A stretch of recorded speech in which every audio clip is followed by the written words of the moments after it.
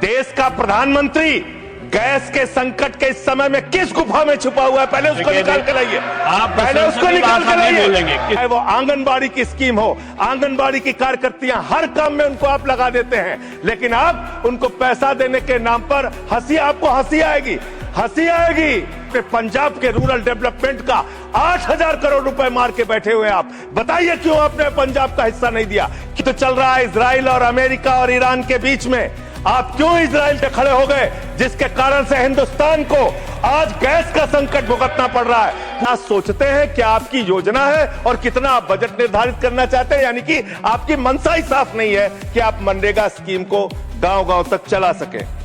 उसको जल जीवन मिशन के तहत सड़कें खोद के, गांव के रास्ते खोद के उसको बर्बाद करने का काम किया गया। तो जल जीवन मिशन जन जीवन को अस्त व्यस्त कर रहा है। एक तो ये उस मिशन की खासियत है जो माननीय सदस्य श्री संजय सिंह, 9 मिनट्स। धन्यवाद मान्यवर। आपने ग्रामीण विकास जैसे महत्वपूर्ण मंत्रालय के विषय पर मुझे अपनी बात कहने का मोहलत दिया, मौका दिया। मान्यवर, मैं अदम गोंडवी जी की चंद लाइनों से अपनी बात शुरू करना चाहता हूं कि तुम्हारी फाइलों में गांव का मौसम गुलाबी है, तुम्हारी फाइलों में गांव का मौसम गुलाबी है, मगर ये आंकड़े झूठे हैं, ये दावा किताबी है। सर, भारत की सरकार ने जब विकसित भारत की कल्पना की है तो उस कल्पना के तहत गांव को कहां रखा है, आपके माध्यम से यह देश को मालूम होना चाहिए। हमारे टोटल बजट का भारत सरकार ने जो पूरा बजट 2026 और 27 के लिए प्रस्तुत किया मान्यवर, उसका मात्र 3.6% बजट ग्रामीण विकास के लिए रखा है। यह स्पष्ट करता है सरकार की मंशा को, यह बताता है कि ग्रामीण विकास के लिए आपकी सोच क्या है, ग्रामीण व्यवस्था को आप कैसे संचालित करना चाहते हैं, कितना विकास वहां पर करना चाहते हैं। मान्यवर, बहुत सारी योजनाएं गांव के विकास के लिए चलाने का दावा सरकार की ओर से किया जाता है। उसमें से एक प्रमुख योजना है जिसका ढिंढोरा भारत की सरकार बार बार पीटती है, जल जीवन मिशन, जल जीवन मिशन, हर घर जल की योजना, हर घर जल की योजना। वो जल जीवन मिशन क्या है मान्यवर, जिसके ऊपर आप लाखों करोड़ रुपए अब तक खर्च कर चुके हैं। गांव-गांव में पाइप से पानी पहुंचाने के नाम पे लोगों से आप पैसा लेंगे, वहां की जनता को मीटर लगा के पैसे की वसूली करेंगे, जो व्यवस्था पहले नहीं थी। उसके बाद आपने गांव-गांव में सड़कों की खुदाई कर दी। जो ग्रामीण व्यवस्था के अंदर जिला पंचायत से सड़क बनी थी, ग्राम सभा से सड़क बनी थी, जो गांव के विकास के लिए पैसा लगा था, उसको जल जीवन मिशन के तहत सड़कें खोद के, गांव के रास्ते खोद के उसको बर्बाद करने का काम किया गया। तो जल जीवन मिशन जन जीवन को अस्त व्यस्त कर रहा है। एक तो ये उस मिशन की खासियत है जो सरकार को सोचना और जानना चाहिए।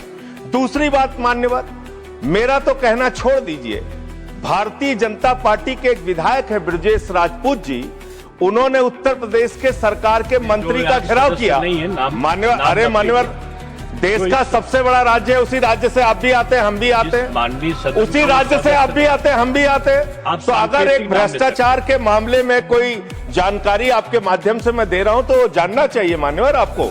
मान्यवर, रूरल डेवलपमेंट के नाम पे इस जल जीवन मिशन में गांव-गांव में टंकियां बनाई गई। उन पानी की टंकियों की हालत जाकर देखिए। वो पानी की टंकियां उद्घाटन से पहले उजड़ जाती हैं, उद्घाटन से पहले उखड़ जाती हैं, टूट जाती हैं, गिर जाती हैं। 5-5, 10-10 करोड़ की टंकियां, पाइपलाइन जो है वो टूट जाती है। तो मैंने तो इसका मामला अब सबसे पहले उठाया था, तब सरकार ने हमारी बात नहीं सुनी, कई मुकदमे मेरे ऊपर उल्टा करा दिया। लेकिन इनके एक विधायक ने मान्यवर अपने ही मंत्री का घेराव कर लिया, ब्रजेश राजपूत जी ने, और बीजेपी के विधायक ने कहा कि इस योजना में जबरदस्त भ्रष्टाचार है। इसलिए ये योजना भ्रष्टाचार की भेंट चढ़ चुकी है। दूसरी बात आते हैं, आपने गांव के अंदर जो तमाम और स्कीम शुरू की है और उसकी हकीकत क्या है, कितना बजट निर्धारित किया, कितना खर्च किया। आपने मान्यवर मनरेगा के तहत 25-26 में 86,000 करोड़ रुपए निर्धारित किया था बजट में, और इस बार 26-27 में आपने 88,000 करोड़ रुपए मनरेगा के लिए निर्धारित किया। जब आपने 86,000 करोड़ रुपए निर्धारित किया तो आपकी गारंटी थी 100 दिन की। जब आपने 88,000 करोड़ रुपए निर्धारित किया तो आपकी गारंटी है 125 दिन की, और आप कह रहे हैं हम 60% भागीदारी करेंगे। पिछले कई वर्षों से, जब से प्रधानमंत्री नरेंद्र मोदी जी बने हैं इस देश के, और जब से भारतीय जनता पार्टी की सरकार है, मनरेगा की स्कीम में इस सदन के अंदर मैं पूरे जिम्मेदारी से बोलना चाहता हूं, एक भी साल में 50 दिन से ज्यादा आपने रोजगार नहीं दिया।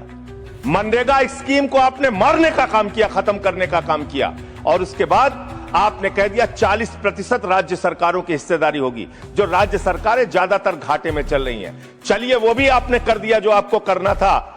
आपने स्कीम पास कर दी जी राम जी की, लेकिन मुझे आप जरा कृपा करके बताइए, आपके हिस्से का 125 दिन के हिसाब से रुपया बैठता है मंत्री जी 2 लाख करोड़ रुपए, तो आपने तो निर्धारित ही 88,000 करोड़ रुपए किया है। तो आप इस स्कीम में क्या सोचते हैं, क्या आपकी योजना है, और कितना आप बजट निर्धारित करना चाहते हैं? यानी कि आपकी मंशा ही साफ नहीं है कि आप मनरेगा स्कीम को गांव गांव तक चला सके।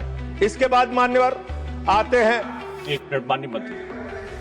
करना चाहता हूं कि जब मैं बोलूं तब आप सुनने जरूर उपस्थित रहना, बोल के चले मत जाना, एक एक चीज का जवाब देना।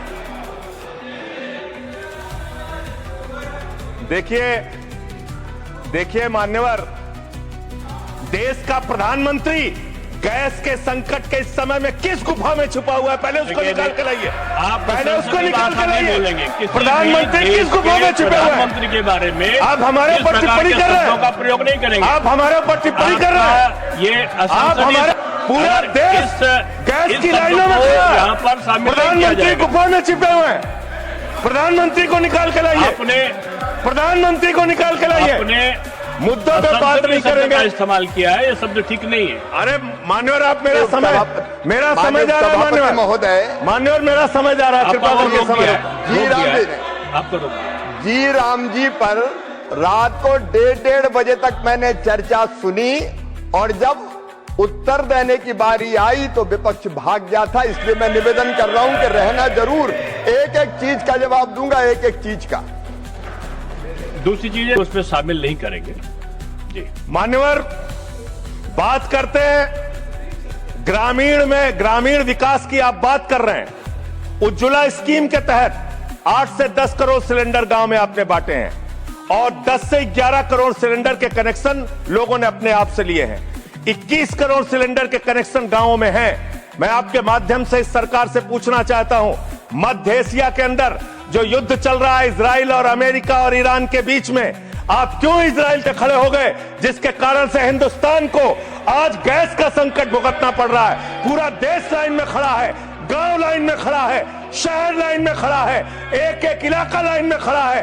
होटल बंद हो रहे हैं मान्यवर, मोरवी के अंदर गुजरात में टाइल्स की फैक्ट्रियां बंद हो रही है मान्यवर। आपने क्या हालत की है? आप राज्यों के साथ न्याय नहीं करते, आप ग्रामीण व्यवस्था के साथ न्याय नहीं करते। आपने बनारस के अंदर 4200 एकड़ जमीन वहां के किसानों की जबरन कब्जा की। 2013 का जो अधिकरण का नियम है, वो नियम आपने लागू नहीं किया। वहां लाठियों से किसानों को पीट के प्रधानमंत्री के संसदीय क्षेत्र में जमीनें कब्जा करने का काम आपने किया। जो पंजाब पूरे देश का पीडीएस सिस्टम चलाता है, 50% भागीदारी पंजाब के किसानों की होती है। आपने पंजाब के रूरल डेवलपमेंट का 8,000 करोड़ रुपए मार के बैठे हुए। आप बताइए क्यों आपने पंजाब का हिस्सा नहीं दिया? क्यों आप वहां के साथ सौतेला व्यवहार कर रहे हैं? बताइए इस देश को और पंजाब के लोगों को। वहां पर बाढ़ आई, आप भी गए थे मंत्री जी वहां पे दुख जताने के लिए। आपने वहां की भयावह परिस्थितियों को देखा था। बावजूद इसके 1600 करोड़ रुपए की मदद आपने घोषित की थी। 16 पैसे आपने पंजाब को नहीं दिए। 16 पैसे। ये आपकी दुर्भावनापूर्ण नीति है जो राज्यों को भुगतनी पड़ रही है, जो देश को भुगतनी पड़ रही है। और ग्रामीण विकास के नाम पर आपने इस देश के गांव में रहने वाली जनता को लगातार देने का काम किया है, लगातार उन काम किया है। चाहे वो आंगनबाड़ी की स्कीम हो, आंगनबाड़ी की कार्यकर्तियां, हर काम में उनको आप लगा देते हैं। लेकिन आप उनको पैसा देने के नाम पर आपको हंसी आएगी, हंसी आएगी, हंसी आएगी। आंगनबाड़ी की योजना गांव में ही चलती है, गांव में ही चलती है, हंसी आएगी आपको। मान्यवर, मैं अंत में एक ही बात कहना चाहता हूं। मंत्री जी ने कहा भागिएगा नहीं, मैं बिल्कुल बैठ के आपकी एक एक बात को सुनूंगा। मंत्री जी, ध्यान से सुनूंगा। जितनी बात मैंने कही है उसका पूरा जवाब दीजिएगा, और अगर आप जवाब नहीं दे पाएंगे तो मुझे भी उस वक्त बोलने का अवसर दीजिएगा। आप ही अकेले बोलने का अधिकार रखते हैं, ऐसा नहीं होना चाहिए। और दूसरी बात मान्यवर, दूसरी बात, इस समय भगौड़ा कौन है, ट्रंप की गुलामी कौन कर रहा है, पूरा देश देख रहा है। माननीय, जो भी इस चर्चा के दौरान जो भी सदस्य असंसदीय शब्द आया होगा वो शामिल नहीं होगा चर्चा में। अब अगर है तो नहीं होगा, अगर असंसदीय नहीं है तो शामिल होगा।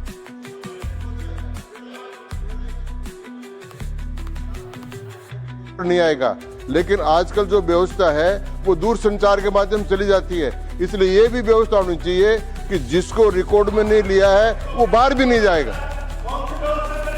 अब आपने किस चीज को कहा? जिस चीज को सारी व्यवस्था करेंगे, जेल के शिक्षों में रहोगे और रहे और रहोगे। नहीं बोल सकते, आप सीधे बात नहीं करेंगे माननीय सदस्य, आप सीधे बात नहीं करेंगे, आप सीधे बात नहीं करेंगे। आप पीठ को संबोधित करिए, आप पीठ को संबोधित करिए। ये आमने सामने बहस का मुद्दा नहीं है। आप संसद में हैं, माननीय संजय सिंह, माननीय सदस्य, आप पीठ को संबोधित करिए। आप इस तरह से बात नहीं कर सकते। Next speaker Shri P Sunil ji. देखिए, मैं माननीय सदस्यों से अनुरोध करूंगा कि जो चर्चा होती है उसमें शब्दों का संयम ये आवश्यक होता है। आरोप लगाने पे मनाही नहीं है, लेकिन आरोपों की भी एक सीमा होती है शब्दों की, उसका पालन करना होगा। और जो इस प्रकार के शब्द आए होंगे जिनमें आपत्ति हो सकती है वो सम्मिलित नहीं होंगे। और दूसरा एक और अनुरोध साथ में है कि हम लोग सोशल मीडिया का, जैसे आपने जिक्र किया, सोशल मीडिया पे हम लोग जो यहाँ पर वक्तव्य होते हैं उनको देते हैं और किसी व्यक्ति विशेष के बारे में हम कुछ विश्लेषण लगाते हैं तो वो वहाँ पर उपस्थित नहीं होते। लेकिन सोशल मीडिया में जब वो चलता है तो कभी माननीय प्रधानमंत्री जी सुनते हुए दिखाई पड़ते हैं, कभी गृह मंत्री। मैं समझता हूँ ये उचित नहीं है। संसदीय व्यवस्थाओं के अंतर्गत वो वही होना चाहिए जो सदन में मौजूद हो। Next Shri P